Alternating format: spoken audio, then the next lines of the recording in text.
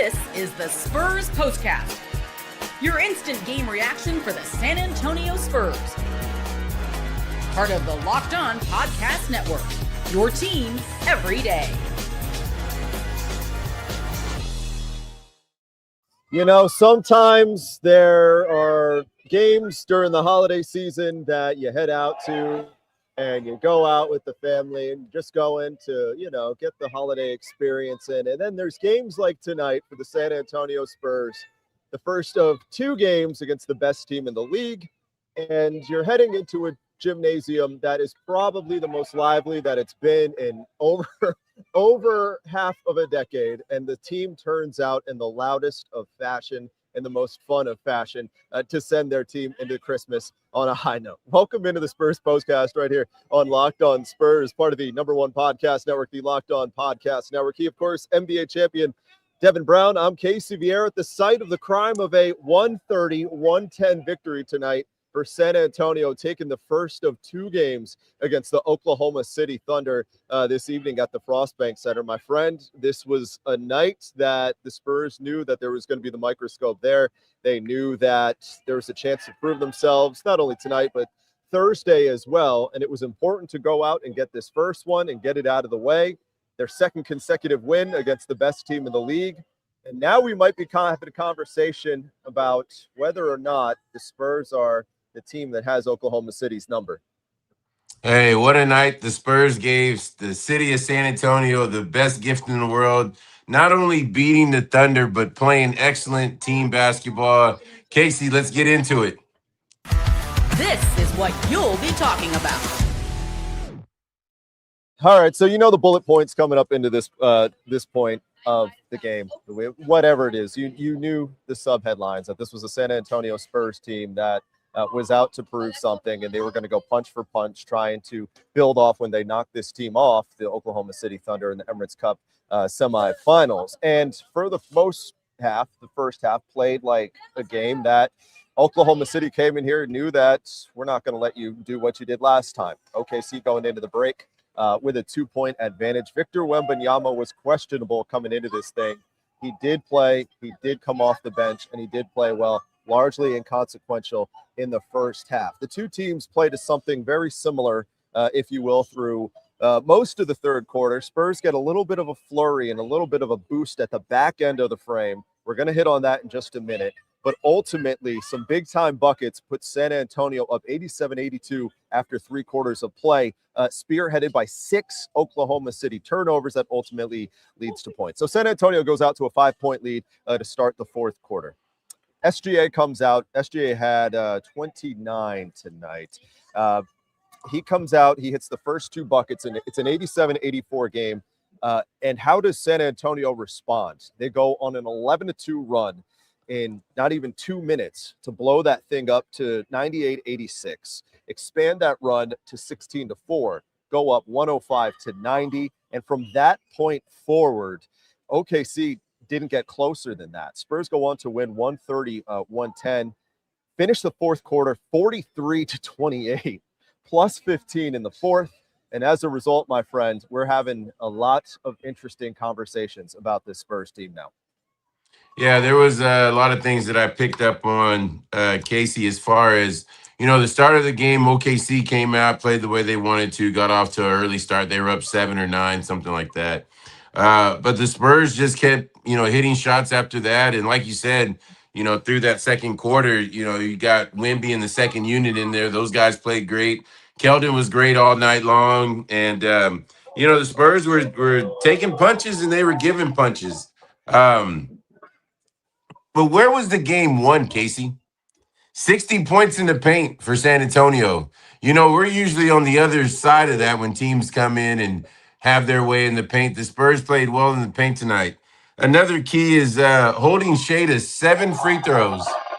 That's amazing because, he can get up there around 12 or 13, Casey. So the Spurs did a good job defensively, not just one guy, a few guys on Shai tonight. I know he had 29, but we know that he can have bigger games than that.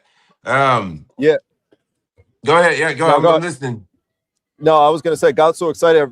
Didn't even mention who the high scorer was tonight. Keldon Johnson, the high man, he goes for tying his season high with 25 points off the bench. Stephon Castle, he has 24 and 3 assists in the victory. Wemby played 23 minutes, 12 points to go with 5 rebounds and a block as well. De'Aaron Fox, 3 of 9 from the field, only 6 points, 9 assists. Mr. 100 Harrison Barnes starting to round a little bit back into form. He had 20 tonight. SGA, actually, I said 29. He had 33. J-Dub over there had 17. I think, to me, what was so impressive about that fourth quarter was that they locked down, Yes. and sometimes it's just as literal as I wrote it right there, is that it was a lockdown performance. And Shai was getting to his spots. Shai loves the high post. Shai loves the baseline where he can, start dancing around a little bit, get somebody up on the head fake, throwing his shoulders around, draws the fouls, whatever he does. And I think what was the difference when the fourth quarter turned was you started to see that weak side defender, whether it was Victor, whether it was whoever it was, come over and make Shai's life difficult. And that's when the shots were not going. And that's when they started turning the ball over with the 10 turnovers in the second half. And as a result, the defensive game plan execution in the second half was masterful. Right. And the difference that we're the reason we're talking about the difference in this win tonight. Well, the thing about it is, on a guy like Shai, you got to stay disciplined. Like you said, lots of pump fakes. When he gets over the screen and roll and he has you on his back, he's going to have that left hand on you, right hand dribble, trying to keep you behind him. The Spurs were very, very disciplined tonight. They paid attention to the scouting report in detail, on him. And like I said, you saw Keldon on him. You saw Castle on him a lot. But they threw different looks at him. And guess what, Casey? You got Wemby helping you out. That's not bad. All right. So they were funneling to Wemby. And, I know he didn't have I don't know if he had a block tonight or any blocks, but that he's going to change things when he's on the floor. Also, Luke Cornett did a good job. And they just did a great job containing Shai and not, he did get his, but and he had some assists. I think we had 8 assists tonight. But it was just San Antonio's onslaught in that fourth quarter that propelled them and had that big lead. I said Wemby had a block, but I'm just looking at it, and Wemby did not have a block. I didn't think he did. So I must amend myself. So that means the streak comes to a close tonight, the block streak. So that would be well, Casey. Let me tell you this, Casey. The NBA, the books aren't closed on this. Yeah. The NBA's they're gonna review and don't be surprised if one pops up. Well, I thought I saw one. I could have sworn I saw one, and maybe I'm going crazy. Obviously, I'm not, I'm in the arena, so I'm not listening to Jacob and Sean on the broadcast. Yeah. So I apologize if they did hit on it. But no, hey, so we'll since you didn't see it on the broadcast, do you remember when Shai got fouled going to the rim and Wemby cuffed it? Yeah. That was the block of the night. They have their little deal, the ledger block of the night. That was the block of the night, right. And it didn't even count. But they got some bills paid, so that's all that matters. I was going to say, and perhaps the blocking question. Maybe we'll wake up tomorrow and things change. Hey, did not mention Dylan Harper. He had 4 points tonight. Right. But his first bucket of the 2 is really what was the turning point. Time to reveal where the game was won or lost. It's the turning point. He did have 10 assists, but that's not what we're going to talk about. We're going to talk about a dunk towards the back end of the third quarter in a 3-point game. Dylan, it felt like, to be fair, he looks like he's just kind of sleepwalked through the games. I think maybe it's his personality. He just looks like he's so nonchalant, just going through. His game really feels underwhelming. Maybe not underwhelming, but just so blah at times. And the next thing you know, he's got a double-double, and he's just racked up 10 assists like nothing. Very few times have we seen him have just elated emotion and just show something on his face. I was laughing because media day, they were like trying to get him to smile, nothing. So closing minutes of the third quarter, Harper comes up with a steal. It's on the break, puts the defender on a poster. Spurs go up 5. You and I were talking before the game, and it felt like towards the back end of the third quarter, that's when things started to change. The intensity started to ramp up on the defensive side of the floor. And we were trying to pinpoint what it was, and kind of unsolicited, we just kind of came to the same thing. You're like, it was the Harper thing. It was the Harper steal. It was the Harper dunk. And it was the energy. And some of the reactions that he got, I was going to say Keldon loses his mind over everything. But you can just tell, this building was rocking, and that really set the tone the rest of the way.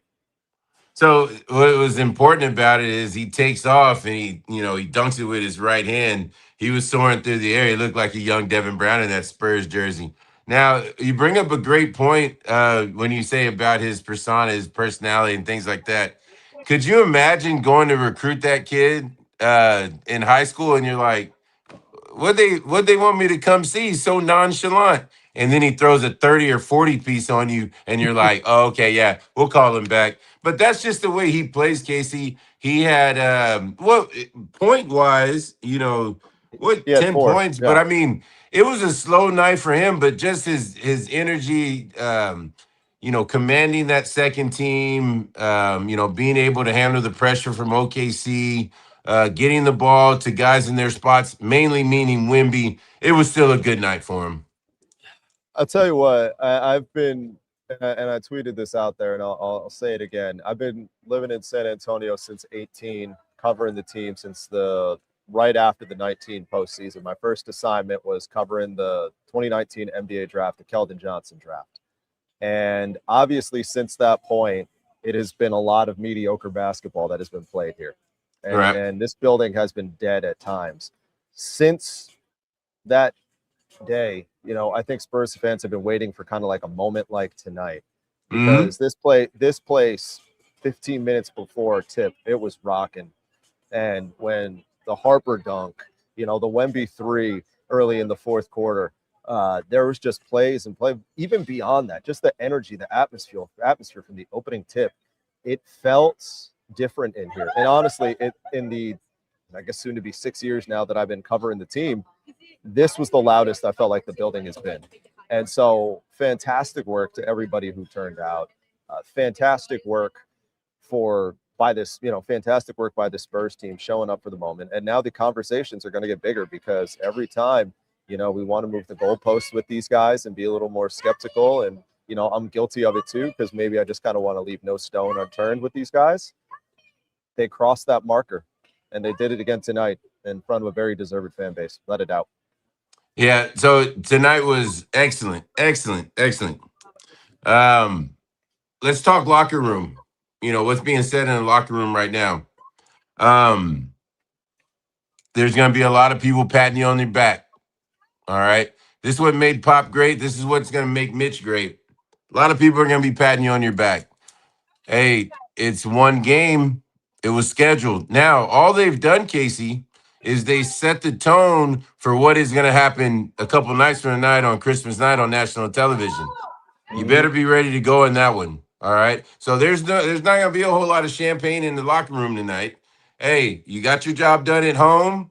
Hey, now we got to go into OKC and really show them what it's about. Because, Casey, let me tell you this. If they go in there on Christmas night and they have a performance like tonight and they beat OKC, let me tell you something. OKC is now going to be thinking about them. I'm not sure. I'm just going to be honest with you as a player. I'm not sure that OKC is too concerned about with San Antonio right now. I'm talking about like right now. Now, if they go in a couple of nights and have this kind of performance, now it's going to be very different. All right, let's hit on that on the other side of the break coming up here, because there's a real big dynamic, like you said, that can shift. That the Spurs can find a way to take both of these, and a lot of important things that you just said right there. I want to piggyback off of coming up on the other side of the break on the Spurs postcast right here on Locked On Spurs, following San Antonio's big time 130-110 victory over the Oklahoma City Thunder for the second time in as many tries. But before we get to that, I want to step aside to talk to you about some of our friends who drive this program. Of course, FanDuel NFL Sundays, as you know, move move fast, and one big play, suddenly everything feels different. That's what makes live betting with FanDuel so exciting. You're not just watching the game, you're reacting to it in real time. Live betting is best when the game starts to shift a little bit. Receivers get hot, defense tightens up, momentum flips after the turnover. FanDuel lets you jump in on that moment. Live spreads, money line, adjust, player props. You can take advantage of the touchdown scorers in real time as the game is fluid. So if you want to be right in the middle of the action this season, head on over to FanDuel.com. Place your live bets all year with FanDuel. The game moves fast, and so can you. Also want to have a conversation tonight with you about Robinhood. Nobody knows your money goals better than you do. Robinhood puts you in control of your money with tools that work as hard as you do. Locking in on every opening, beating your PR, beating it again. Channel that drive into your money. Robinhood puts you in control of your money. Trade stocks, ETFs, options, futures, crypto, all on one platform. And you can now build and execute your own trades from a desktop with Robinhood Legends advanced tools. Or take advantage of the new Robinhood strategies with a tailored portfolio managed by a team of experts. You expect more from yourself, expect more from your money. Get started today at Robinhood.com/yourmoney. Robinhood.com/yourmoney with Robinhood. Your money, your move.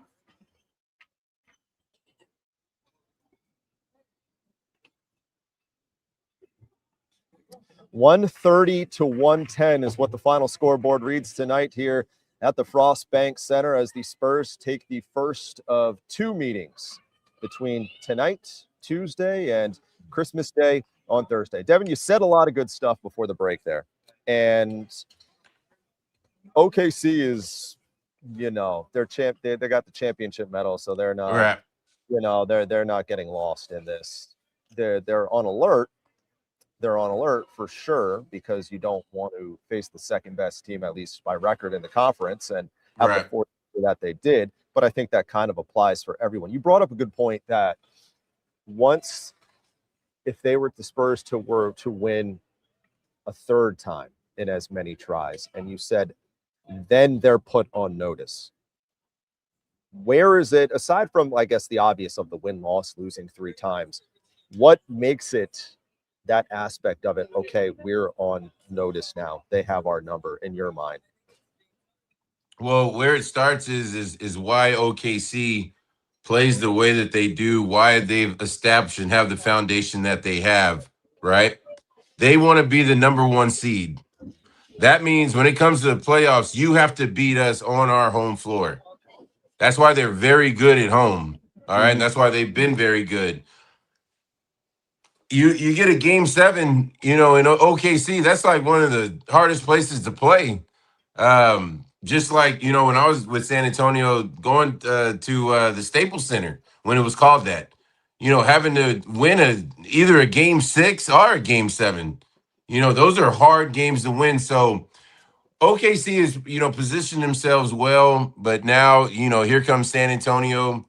And when you look at San Antonio's roster, Casey, you see it right here. You had Keldon, Castle, and Barnes at least 20 points. You had Fox, Wemby, and Harper that were under 15. All 3 of them under 15 points. Casey, those are 3 very good players. It goes to show you how deep this San Antonio team is, right? So if you can go in, let's say they flip-flop that, and Fox and Wemby and Harper have big games in OKC, well, now if you're OKC or if you're anybody, you're going, you don't know where it's going to come from with this San Antonio team. So that's what I want San Antonio. I want them to have, and they will, because Coach Mitch does a great job of getting these guys ready to play. But when they go into Oklahoma City, it's time to set a message. This one was great tonight. We're going to enjoy it. But I'll tell you what, wake up tomorrow. We got a big game in OKC in a couple of nights. We'll see, because they haven't been at the advantageous spot in terms, or disadvantageous spot, I guess you could say. The Spurs, that is, given that, like you said, the first one out there in Vegas tonight, obviously in this building, and then Thursday, that is a different animal.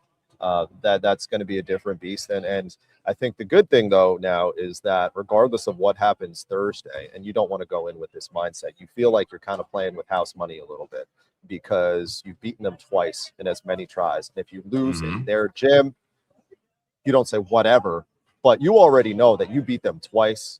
And the second time you beat them handily, and then you beat them at least once in the spotlight, the bright lights that you did of Las Vegas.